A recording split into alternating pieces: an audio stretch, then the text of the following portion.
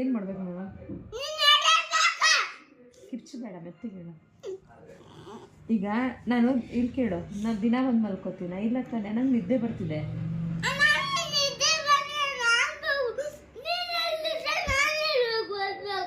ನೀನು ಕೂತ್ಕೊ ಮಾತಾಡೋಣ.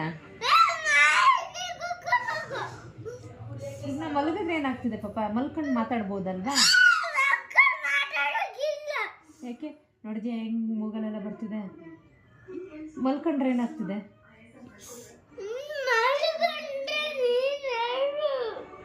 ಹಂಗೆ ಮಾತಾಡಿ, ಏನು ಹೇಳು ವಿಷಯ. ಆಮೇಲೆ ಹಿಂಗೆಲ್ಲ ಮಾಡಬೇಡ.